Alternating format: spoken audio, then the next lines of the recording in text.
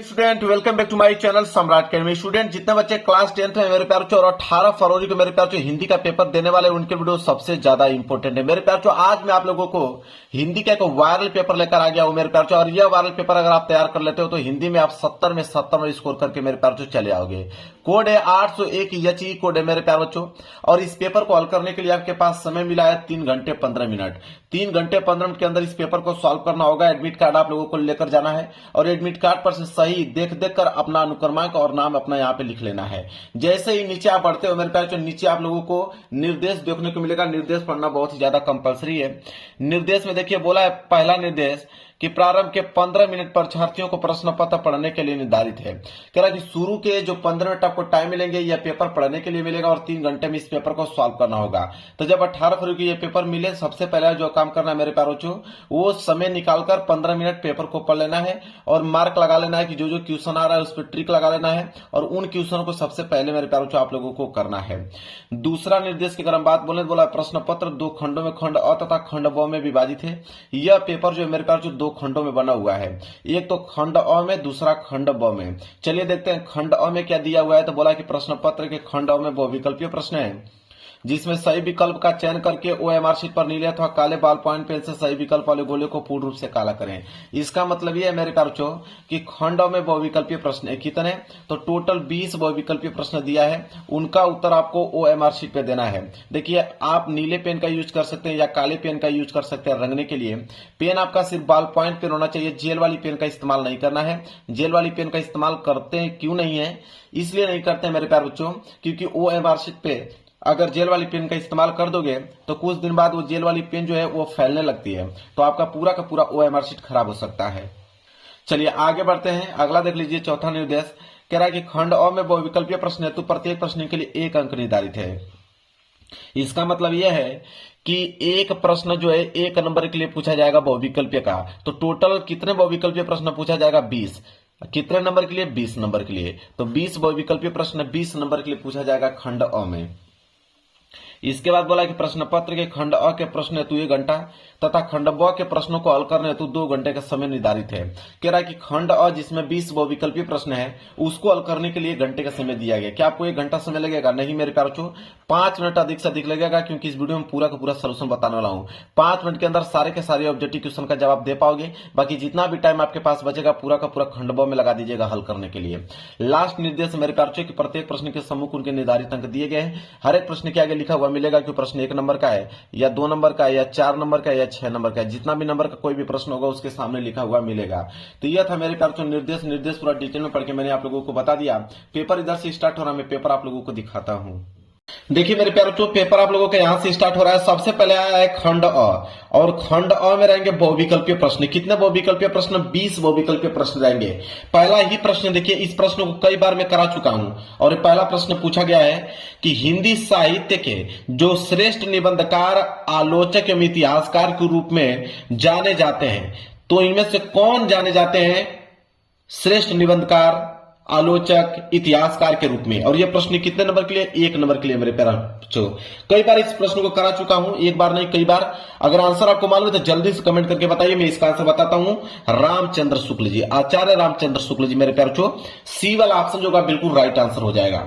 आगे बढ़ते हैं क्वेश्चन नंबर दूसरे की तरफ। क्वेश्चन नंबर दूसरा भी महादेवी वर्मा द्वारा रचित रेखा चित्र है। ये बहुत अच्छा प्रश्न पूछ लिया है कि महादेवी वर्मा द्वारा जो रचित रेखा चित्र इन चारों ऑप्शनों में से कौन है। तो अगर हम बात करें अतीत के चलचित्र, बहुत इंपॉर्टेंट प्रश्न पूछ लिया है। क्वेश्चन नंबर दूसरा बी वाला जो है इसका राइट आंसर हो जाएगा मेरे प्यारे बच्चों। तीसरा देखिए कोणार्क के रचनाकार हैं, 1 नंबर के लिए प्रश्न। इस वाले पेपर में सारे के सारे मोस्ट इंपोर्टेंट और काफी अच्छे प्रश्न पूछा गया है इस पेपर में कि कोणार्क के रचनाकार इन चारों ऑप्शनों में से कौन है। वह है मेरे प्यारे बच्चों आपके जगदीश माथुर जी हैं। ए वाला ऑप्शन जो होगा बिल्कुल राइट आंसर हो जाएगा। वही अगर आगे बढ़ते हैं क्वेश्चन नंबर चौथे की तरफ। क्वेश्चन नंबर 4 है मेरे प्यारे बच्चों कि चलो चांद पर चले के रचनाकार है। 1 नंबर के लिए प्रश्न है। तो चलो चांद पर चले के रचनाकार कौन है? जयप्रकाश भारती जी हैं। बी वाला जो है बिल्कुल करेक्ट आंसर हो जाएगा। चलिए आगे बढ़ते हैं क्वेश्चन 5वें की तरफ। कह रहा है कि तूफानों के बीच रचना की विधा है। मतलब कि तूफानों के बीच एक रचना है और ये रचना किस विधा की रचना है, ये पूछा है क्वेश्चन में। 1 नंबर के लिए प्रश्न है मेरे प्यारे बच्चों। तो इसका आंसर हो जाएगा किस विधा की रचना है, रिपोर्टाज विधा की रचना है। यहाँ पे डी वाला ऑप्शन जो होगा बिल्कुल राइट आंसर हो जाएगा।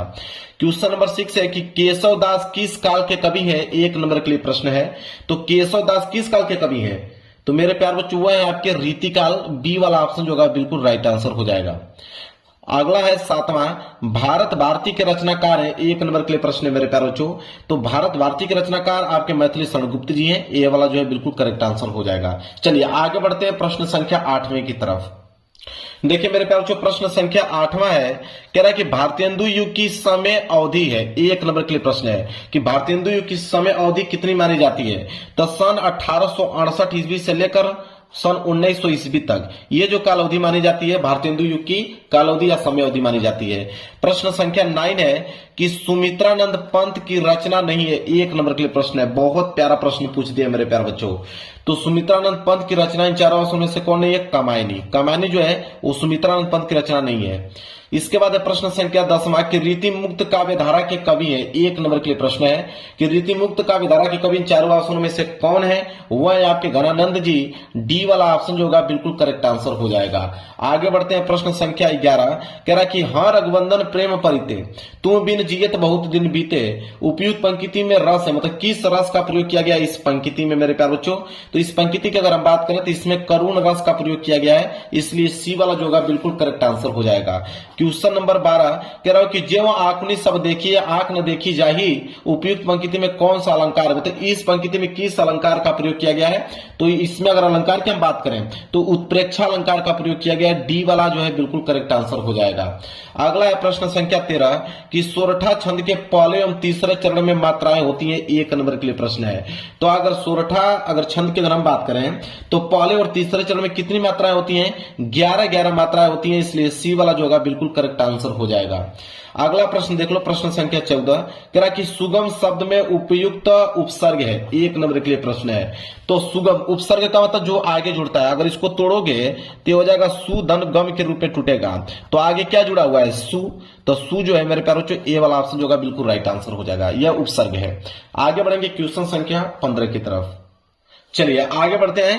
प्रश्न संख्या 15वां देखिए क्या है, कह रहा है कि नवरत्न में समास है। तो नवरत्न में समास है, 1 नंबर के लिए प्रश्न है। तो इसमें द्विगु समास है मेरे प्यारे बच्चों, बी वाला जो है बिल्कुल राइट आंसर हो जाएगा। इस प्रश्न को भी कई बार करा चुका हूं मैं।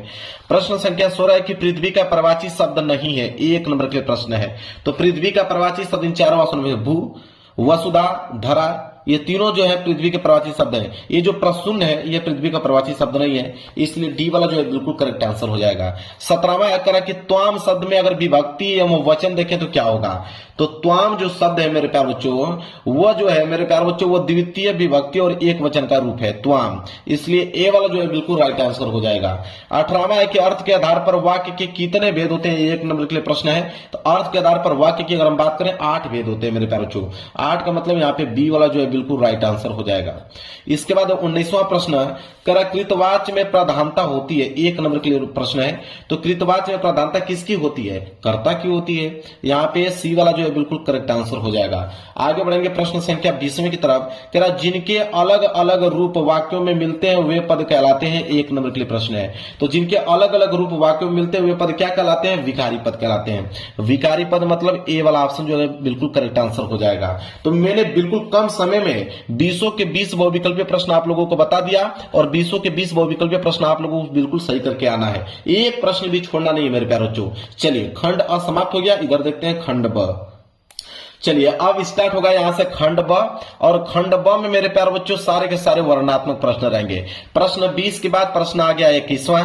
देखिए 21वां प्रश्न क्या पूछा है, कह रहा है कि निम्नलिखित गद्यांश पर आधारित दिए गए प्रश्नों के उत्तर दीजिए। गद्यांश आ गया है, गद्यांश 6 नंबर के लिए पूछा है मेरे प्यारे बच्चों, और यहाँ पे 2 गद्यांश है। एक क वाला दिया है, कह रहा है कि क वाला नहीं अगर कर पाओगे तो अथवा करके आपको नीचे ख वाला दिया गया, दोनों में से कोई एक ही करना है। मैं आंसर दोनों को बता देता हूं, याद कर लेना, जो आसान लगेगा वो उसको करके आना है आप। तो पहले क वाला देखिए क्या है, कौन वाला है कि जो वृद्ध हो गए हैं, जो अपनी बाल्यावस्था और तरुणावस्था से दूर हट आए हैं, उन्हें अपने अतीत काल की स्मृति बड़ी सुखद लगती है। वे अतीत का ही स्वप्न देखते हैं। तरुणों के लिए जैसे भविष्य उज्जवल होता है, वैसे ही वृद्धों के लिए अतीत।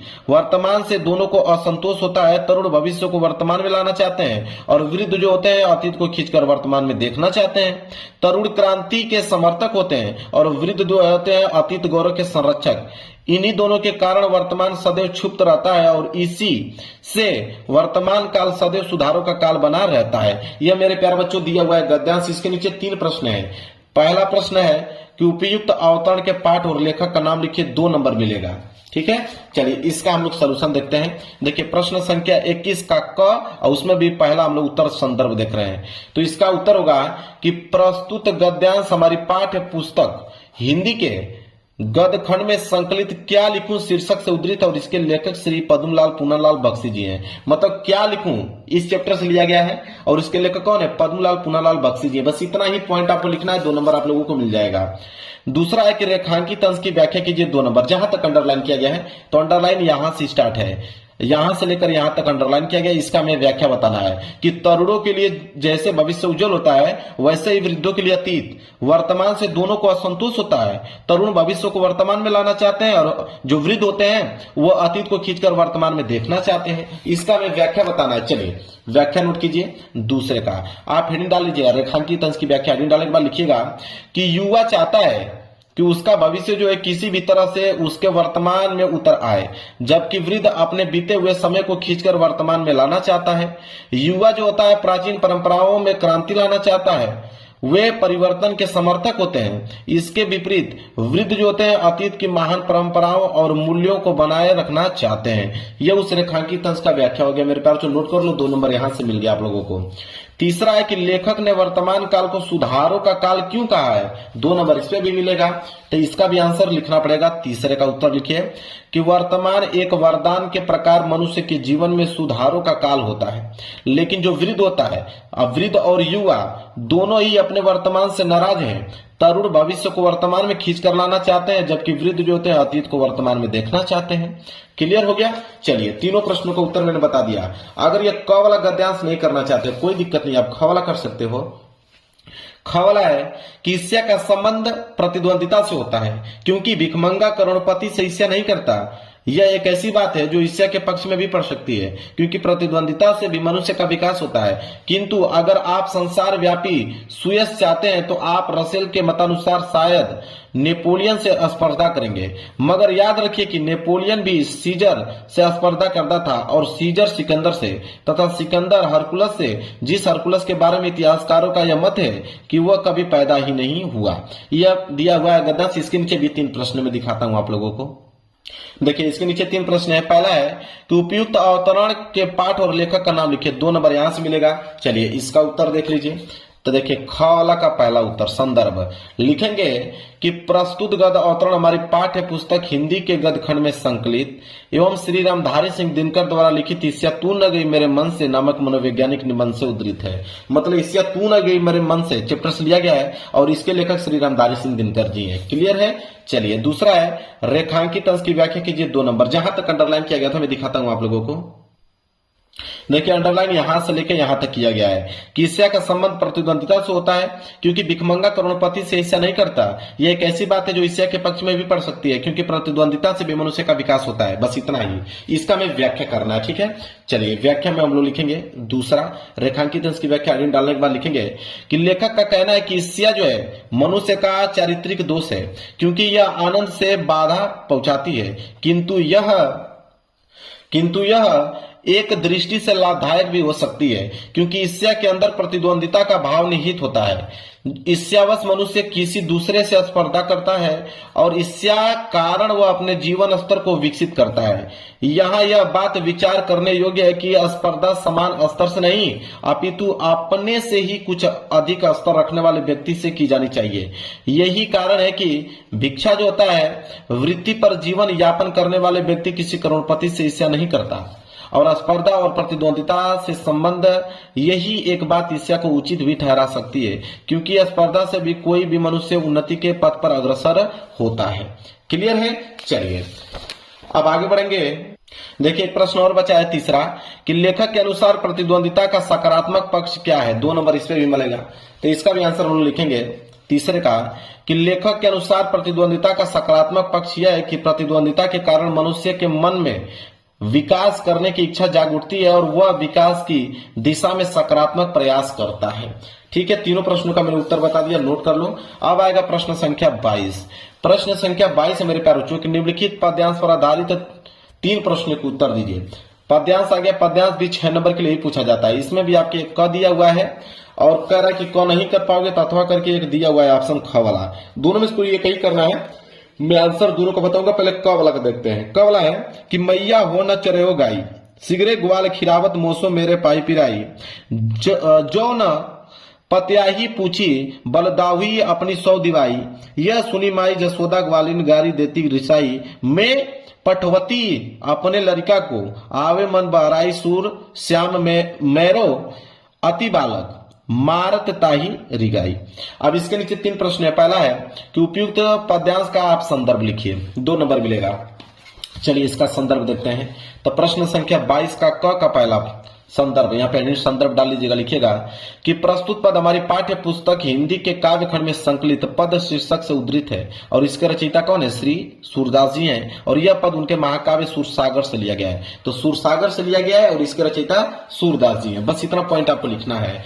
इसके बाद रेखांकित अंश की व्याख्या कीजिए, 2 नंबर। जहां तक अंडरलाइन किया गया है तो 2 लाइन अंडरलाइन किया गया है कि जो न पत्याही पूछी बलदाहुई अपनी 100 दिवाई, यह सुनी माई जसोदा ग्वालिन गारी देती रिसाई। अब इसका हमें क्या करना है? व्याख्या बताना है। बिल्कुल सिंपल है, व्याख्या नोट कर लो। कह रहा है कि बाल कृष्ण जब ग्वाल बालों की शिकायत करते हैं तो वह मैया से अपने कहते हैं कि आपको विश्वास ना हो तो आप बलदाऊ से पूछ लो। यह सुनकर यशोदा मां क्रोधित होती हैं और जो ग्वाल हैं बाल को देती है, मतलब ग्वाल बाल को क्या करती है? गाली देती है। ये उसका क्या हो गया? रेखांकित अंश का व्याख्या हो गया।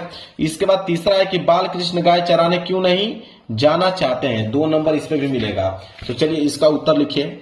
तीसरे का उत्तर लिखेंगे कि प्रस्तुत पद्यांश में श्री कृष्ण माता यशोदा से सभी ग्वाल बालों की शिकायत करते हुए कहते हैं कि हे मैया, अब मैं जंगल में गायों चराने नहीं जाऊंगा क्योंकि सभी ग्वाल बाल मुझसे ही अपनी गायों को खिलवाते हैं और दौड़ते दौड़ते मेरे जो पैर हैं वो दुखने लगते हैं। चलिए ये वाला भी हो गया। अगर नहीं करना चाहते हो कोई दिक्कत नहीं, अथवा करके नीचे दिया है इसको कर सकते हो कि चा नहीं मैं सुरबाला के गानों में गुथा जाऊं, चा नहीं प्रेमी माला में बिंद प्यारी को ललचाऊं, चा नहीं सम्राटों के सौ पर हे हरि डाला जाऊं, चा नहीं देवों के सिर पर चढ़ूं भाग्य पर इठलाऊं, मुझे तोड़ लेना बनमाली उस पथ पर देना तुम फेंक, मातृभूमि पर सिर चढ़ाना जिस पथ जावे वीर अनेक। इसके नीचे 3 प्रश्न है। पहला है कि उपयुक्त पद्यांश का संदर्भ लिखिए, 2 नंबर मिलेगा। चलिए इसका संदर्भ देख लीजिए आप। देखिए ख वाला, तो हेडिंग संदर्भ डालने के बाद लिखिएगा कि प्रस्तुत कविता हमारी पाठ्य पुस्तक हिंदी के काव्य खंड में संकलित माखनलाल चतुर्वेदी द्वारा रचित पुष्प की अभिलाषा शीर्षक से अवतरित है। मतलब पुष्प की अभिलाषा चैप्टर से लिया गया है, ठीक है, और इसके जो रचयिता है माखनलाल चतुर्वेदी जी हैं। क्लियर है? चलिए पहला प्रश्न यहाँ पे क्लियर हो गया। इसके बाद दूसरा, रेखांकित अंश की व्याख्या कीजिए, 2 नंबर। जहां तक अंडरलाइन किया गया तो मैं दिखा देता हूं कहां तक अंडरलाइन किया गया है कि मुझे तोड़ लेना बनमाली उस पथ में देना तुम फेंक, मातृभूमि पर शीश चढ़ाना जिस पथ जावे वीर अनेक। इसका मैं व्याख्या करना है, तो चलिए व्याख्या नोट कर लीजिए। व्याख्या होगा इसका दूसरे का कि पुष्प वनमाली के समक्ष अपनी इच्छा रखती हुई कहती हैं कि हे वनमाली, मुझे डाल से तोड़ लेना और उस रास्ते पर फेंक देना जिस मार्ग से मातृभूमि पर सिर का बलिदान चढ़ाने के लिए अनेक देशभक्त वीर गए हैं। बस इतना ही पॉइंट आपको लिखना है। रेखांकित अंश की व्याख्या यहाँ पे हो गई कंप्लीट। चलिए एक प्रश्न और है, तीसरा कि उपयुक्त अवतरण में पुष्प किसका प्रतीक है, पुष्प को किन चीजों की चाह नहीं है और क्यों। इसका हमें मेरे ख्याल से उत्तर लिखना है। तीसरे का तो लिखेंगे। तीसरे का उत्तर कि कवि ने पुष्प के माध्यम से देश प्रेम की भावना को व्यक्त किया है। पुष्प सुर सुंदरी के गानों में गुथ जाने की, प्रेमी माला में पिरोया जाऊं तथा प्रियतमा को आकर्षित करने की इच्छा नहीं है। क्लियर है? चलिए आगे बढ़ेंगे प्रश्न संख्या 23 की तरफ। प्रश्न संख्या 23 है कि निम्नलिखित संस्कृत गद्यांश का संदर्भ सहित हिंदी में अनुवाद कीजिए। अब ये संस्कृत का गद्यांश आ गया। कितने नंबर के लिए पूछा है? 5 नंबर के लिए दिया है। 3 नंबर इसके हिंदी अनुवाद पे देता है, 2 नंबर इसके संदर्भ पे देता है। इसमें भी 2 ऑप्शन है, एक आपका क वाला है, जरा क वाला नहीं कर पाओगे तो अथवा करके नीचे आपका ख वाला दिया गया, दोनों में से कोई एक करना है। मैं आंसर दोनों को बताऊंगा। पहले क वाला देखिए, यहां से लेके यहां तक है क वाला, विश्वास्य अस्त्रता ईश्वर वाला, ठीक है। इसका हमें संदर्भ से हिंदी में अनुवाद करना है। संदर्भ पे 2 नंबर, हिंदी अनुवाद पे 3 नंबर। तो देखिए प्रश्न संख्या 23 का क संदर्भ है कि प्रस्तुत संस्कृत गद्यांश हमारी पाठ्य पुस्तक हिंदी के संस्कृत खंड में संकलित भारतीय संस्कृति पाठ से उद्धृत है, मतलब भारतीय संस्कृति चैप्टर से लिया गया है। अगर इसका हिंदी अनुवाद की अगर हम बात करें, लिखेंगे ब्रह्मांड की रचना करने वाला एक ही ईश्वर है, यह भारतीय संस्कृति का मूल है। विभिन्न धर्मों के लोग एक ही ईश्वर को अलग अलग नामों से पूजा करते हैं। अग्नि, इंद्र, कृष्ण, करीम, राम, रहीम, जिन्न, बुद्ध, क्राइस्ट, अल्लाह आदि एक ही परमात्मा के नाम है। उन्हें लोग गुरु भी मानते हैं। अतः सभी मतों की समानता एवं सम्मान ही हमारी संस्कृति का संदेश है। ये उसका हिंदी अनुवाद हो गया। चलिए, अगर ये नहीं करना चाहते कोई दिक्कत नहीं है, ताड़ित चंद्रशेखर वाला कर सकते हो, यहां से लेके यहां तक है। इसका भी आपको संदर्भ सहित हिंदी में अनुवाद करना है, 5 नंबर मिल जाएगा। चलिए देखते हैं इसका उत्तर। तो सबसे पहले हम लोग संदर्भ देखेंगे। संदर्भ लिखिए कि प्रस्तुत संस्कृत गद्यांश हमारी पाठ्य पुस्तक हिंदी के संस्कृत खंड के देशभक्त चंद्रशेखर पाठ से उद्धृत है, मतलब देशभक्त चंद्रशेखर पाठ से लिया गया है। यह हो गया संदर्भ 2 नंबर, तो यहां से क्लियर हो गया।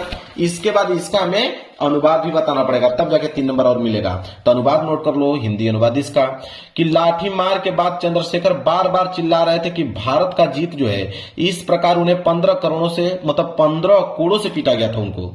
जब चंद्रशेखर जेल से आजाद होकर बाहर आए तो सभी लोगों ने उन्हें घेर लिया और कई बच्चे उनके पैरों में गिर पड़े और फूल मालाएं पहनाकर उनका स्वागत किया। ये उसका हिंदी अनुवाद हो गया। क्लियर है। चलिए अब आगे बढ़ेंगे। प्रश्न संख्या 24। प्रश्न संख्या 24 है कि दिए गए संस्कृत पद्यांश का संदर्भ सहित हिंदी में अनुवाद कीजिए। अब ये संस्कृत का पद्यांश आ गया, कितने नंबर के लिए? 5 नंबर के लिए पूछा है। 3 नंबर हिंदी अनुवाद पे, 2 नंबर संदर्भ पे। तो इसमें भी 2 है, एक क वाला है, क वाला नहीं कर पाओगे तो अथवा करके आपको नीचे ख वाला दिया है। तो पहले क वाला देख लेते हैं, ऊपर वाला। इसका हम संदर्भ सहित हिंदी में अनुवाद देख लेते हैं। प्रश्न संख्या 24 का क, तो 24 का क देखिए, 24 का क संदर्भ कि प्रस्तुत श्लोक हमारी पाठ्य पुस्तक हिंदी के संस्कृत खंड में संकलित अनुयुक्ति विलासा नामक पाठ से अवतरित है, मतलब अनुयुक्ति विलासा चैप्टर से लिया गया है। हिंदी अनुवाद की अगर हम बात करें तो लिखेंगे, हे कुएं मैं अत्यंत गहरा हूं, इस प्रकार सोचकर कभी भी दुख मत करो, क्योंकि तुम अत्यंत सरस हृदय वाले जलयुक्त और दूसरों के गुणों को ग्रहण करने वाले हो। ये उसका क्या हो गया? हिंदी अनुवाद हो गया। अगर ये नहीं करना चाहते हो तो सार्थक प्रसत्व वाला ये जो नीचे दिया गया है, इसको आप कर सकते हो संदर्भ सहित हिंदी में अनुवाद। तो देखिए ख वाला यहाँ पे संदर्भ दिया, नीचे हिंदी अनुवाद दिया था। संदर्भ लिखेंगे, प्रस्तुत श्लोक हमारी पाठ्य पुस्तक हिंदी के संस्कृत खंड से संकलित जीवन सूत्राणी नामक पाठ से अवतरित है। तो जीवन सूत्राणी चैप्टर से लिया गया है। इसका हिंदी अनुवाद की अगर हम बात करें तो हिंदी अनुवाद होगा कि एक मित्र उस व्यक्ति के लिए मित्र होता है जो दूर रहता है, और एक पत्नी उस व्यक्ति के लिए मित्र होती है जो घर पर होता है। चिकित्सक दुखियों का मित्र होता है और दान मरते हुए का मित्र होता है। क्लियर है, नोट कर लो। प्रश्न संख्या 24 भी कंप्लीट हो गया। आगे बढ़ेंगे प्रश्न संख्या 25वें की तरफ। चलिए देखिए, प्रश्न संख्या 25 है कि अपने पठित खंड काव्य के आधार पर दिए गए प्रश्नों में से किसी एक प्रश्न का उत्तर दीजिए। 3 नंबर मिलेगा। 3 नंबर के लिए खंड काव्य आ गया मेरे प्यारे। खंड काव्य में हमेशा से कहता हूं कि जिला वाइज जाता है, जो आपके जिला में खंड काव्य पूछा जाता है वही आपको करना होगा। कोई दूसरा करोगे तो 1 नंबर आपको एग्जामिनर नहीं देगा। तो आप देख लेना, क्वेश्चन बैंक में किताब में देख लेना, या तो कमेंट कर लेना, मैं उत्तर आपको दे दूंगा, बता दूंगा आपको कि आप किस डिस्ट्रिक्ट से बिलोंग करते हो तो आपको कौन सा खंड काव्य करना है एग्जाम में।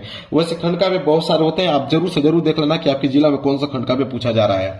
वैसे खंड काव्य देखिए, मुक्तिदूत है, ज्योति जवाहर है, नीचे आपका मेवाड़ मुकुट है, इसके बाद अग्र पूजा है, जय सुबास है, मातृभूमि है, यहाँ पे आपका कर्ण दिया गया है, कर्ण के बाद यहाँ पे करमवीर दिया गया है, यहाँ पे तुमुल दिया गया है, इतने सारे हैं।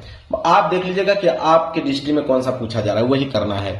इसके बाद है प्रश्न संख्या 26। प्रश्न संख्या 26 तो एकदम सिंपल है। प्रश्न संख्या 26 का क कि निम्नलिखित लेखकों में से किसी एक लेखक का जीवन परिचय देते हुए उनके एक प्रमुख रचना का उल्लेख कीजिए। 5 नंबर।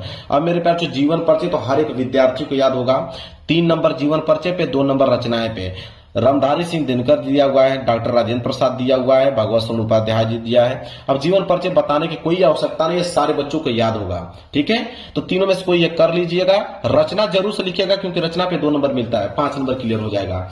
इसी तरह 26 का ख है कि निम्नलिखित कवियों में से किसी एक कवि का जीवन परिचय देते हुए उनके प्रमुख रचना का उल्लेख कीजिए। तो कवि का भी जीवन परिचय आप लोगों को याद होगा, 5 नंबर के लिए है। 3 नंबर जीवन परिचय पे, 2 नंबर रचनाएं पे। सुभद्रा कुमारी चौहान जी, मैथिली शरण गुप्त जी, बिहारी लाल जी, केदारनाथ सिंह। अब ये 4 ऑप्शन दिया गया है, 4 में से किसी एक का तो जरूर ही याद होगा आपको। जीवन परिचय याद कर लीजिएगा, लिख लीजिएगा, रचनाएं जरूर लिखिएगा क्योंकि 2 नंबर मिलेंगे। इसके बाद प्रश्न संख्या 27 कि अपने पाठ्य पुस्तक में से कंठस्थ कोई एक श्लोक लिखिए जो इस प्रश्न पत्र में न आया हो। 2 नंबर का श्लोक भी याद होगा, लेकिन हालांकि मैं श्लोक आप लोगों को बता देता हूं। ठीक है, तो श्लोक आप लिख लो, 2 नंबर मिल जाएगा। देखिए मैं यहाँ पे लिख के लेके आया था जीवन परिचय, लेकिन बताया नहीं क्योंकि सारे बच्चों को याद है। प्रश्न संख्या 27 श्लोक लिख लो कि बंदम वर्णम वापी जयो वापी पराजया अभ्यत्र सम वीर वीर भाव ही वीरता। लीजिए यहां से 2 लाइन का आप पोयम लिख लो मेरे प्यारे बच्चों, 2 नंबर आप लोगों का मिल गया। चलिए आगे बढ़ते हैं मेरे प्यारे बच्चों। अगला प्रश्न है प्रश्न संख्या 28। प्रश्न संख्या 28 है कि अपने निवास स्थान के आसपास मोहल्लों की नलियों की समुचित सफाई के लिए नगर जनपद के स्वास्थ्य अधिकारी को पत्र लिखे। 4 नंबर मिलेगा। ठीक है, तो पहले इसको देख लेते हैं, फिर नीचे वाला का सोल्यूशन देखेंगे। चलिए लिखते हैं। सबसे पहले हम लोग लिखेंगे 28वें का, लिखेंगे सेवा में। सेवा में लिखने में लिखेंगे श्रीमान स्वास्थ्य अधिकारी। बी से किसके बारे में हम लोग ये पत्र लिख रहे हैं, तो मोहल्ले की सफाई हेतु आवेदन पत्र लिख रहे हैं। लिखेंगे महोदय जी, कामा लगाएंगे, लिखेंगे सविनय निवेदन है कि दौलतगंज की नलियों में नियमानुसार सफाई की उचित व्यवस्था न होने के कारण मच्छरों एवं मक्खियों का प्रकोप है। फलस्वरूप कॉलोनी के लोगों में बीमारी फैलने का भय है। अतः आपसे प्रार्थना है कि नालियों की जो सफाई की उचित व्यवस्था कराने एवं कीटनाशक दवाइयों की छिड़काव कराने की शीघ्र व्यवस्था करने की कृपा करें और इसके लिए हम सब आपके आभारी रहेंगे। धन्यवाद। इसके बाद यहाँ पे डेट आप लिख लीजिएगा। डेट में इस तरह कर दीजिएगा, पूरा डेट नहीं लिखना आप लोगों को। और भौतिक में अपना नाम लिखिएगा। ठीक है, तो नाम कहाँ लिखा जाता है, नाम लिखना नहीं आप लोगों को। आप क ख ग इस तरह आप डैश करके लिख सकते हो, एग्जामिनर समझ में आ जाएगा एग्जामिनर को। ठीक है, क्लियर है। चलिए अगर नहीं करना चाहते हो तो कोई दिक्कत नहीं है, नीचे एक और दिया है अथवा करके, इसको आप कर सकते हो कि अपने विद्यालय के प्रधानाचार्य को छात्रवृत्ति के लिए एक आवेदन पत्र लिखे। ये भी 4 नंबर मिलेगा, इसको आप कर सकते हो। तो इसको कैसे लिखोगे, देखिए सबसे पहले लिखोगे सेवा में कामा लगाओगे, लिखोगे श्रीमान प्रधानाचार्य महोदय, कामा लगाओगे। फिर यहाँ पे अपने विद्यालय का नाम लिखिएगा, वो विद्यालय का एड्रेस लिखिएगा। फिर लिखिएगा विषय, किसके बारे में लिख रहे हो, तो निर्धन छात्र कोष छात्रवृत्ति हेतु आवेदन पत्र। ठीक है, इसके बाद महोदय, कामा लगाओगे। फिर लिखोगे कि सविनय निवेदन है कि मैं राकेश कुमार, जो भी आपका नाम है, वर्ग अष्टम, जिस भी क्लास में आप पढ़ते हो, आपके विद्यालय का एक बहुत निर्धन छात्र हूं। मेरे पिताजी एक गरीब मजदूर हैं। मेरे कोई संबंधी भी मेरी सहायता में समक्ष नहीं है। मैं इस वर्ष नई कक्षा में प्रवेश कर गया हूं, परंतु मेरे पास कोई पुस्तक नहीं है। अतः आपसे सादर अनुरोध है कि मुझे निर्धन छात्र कोष से कुछ सहायता प्रदान करें ताकि मैं कुछ किताबें खरीदकर अपनी पढ़ाई जारी रख सकूं। इसके लिए मैं आपका सदा आभारी रहूंगा। आपका आज्ञाकारी छात्र। यहाँ पे नेम आपको मेंशन नहीं करना है, मैंने जो बताया क ख ग वो लिख सकते हैं। यहाँ पे क्लास लिख देना, किस क्लास में आप पढ़ते हो, यहाँ पे डेट आप लिख दीजिएगा। क्लियर मेरे प्यारे बच्चों, समाप्त हो गया। चलिए आगे बढ़ते हैं। प्रश्न संख्या 28 यहाँ पे क्लियर हो गया। अगला प्रश्न देखते हैं। चलिए अगला प्रश्न है प्रश्न संख्या 29 कि निम्नलिखित प्रश्नों में से किन्हीं 2 प्रश्नों के उत्तर संस्कृत में दीजिए, 2 नंबर मिलेगा। तो 1 2 3 4 आपके पास 4 प्रश्न हैं। चारों प्रश्नों में से किन्हीं 2 ही प्रश्नों का उत्तर संस्कृत में देना है। तो मैं एक पहले का और एक दूसरे का, ठीक है, बता देता हूं आंसर, नोट कर लो। तो देखिए यहाँ पे ये पहले का उत्तर लिखा गया है और यह दूसरे का उत्तर लिया गया है। लिख लीजिए मेरे प्यारे बच्चों, क्लियर है। चलिए इसके बाद है प्रश्न संख्या 30वां। प्रश्न संख्या 30 है कि निम्नलिखित विषयों में से किसी एक विषय पर निबंध लिखे, 7 नंबर मिलेगा। या तो आप पहला लिख सकते हो पर्यावरण प्रदूषण की समस्या तथा समाधान, बहुत इंपॉर्टेंट है, हर साल आता है मेरे प्यारे बच्चों। या तो आप इंटरनेट पर लिख सकते हो, ये भी इंपॉर्टेंट है। तीसरा भी इंपॉर्टेंट है, छात्र और अनुशासन। इसके बाद चौथा किसी एक त्योहार का वर्णन, कोई भी एक त्योहार का वर्णन कर सकते हो। और 5वां नई शिक्षा नीति। तो आपके पास 5 ऑप्शन है और 5 ऑप्शन में से किसी एक विषय पर निबंध लिख सकते हो। ये भी मैं आप लोगों को होमवर्क देता हूं अपने तरीके से लिखने के लिए। जितना हो सके उतना आसान शब्दों में आप लोग याद करके चले जाइएगा। और लिखकर चले आइएगा। तो मेरे प्यारे बच्चों ये पेपर हो गया बिल्कुल समाप्त। अगर आपको मेरे प्यारे बच्चों 70 में 70 नंबर चाहिए तो इस पेपर को आप लोगों को तैयार करना होगा। और जो बच्चे 18 फरवरी को पेपर देने वाले हिंदी का, उनके पास इस वीडियो को शेयर कर लो ताकि वो भी 70 में 70 नंबर ला पाए। तो चलिए मिलेंगे नेक्स्ट वीडियो में, तब तक के लिए धन्यवाद।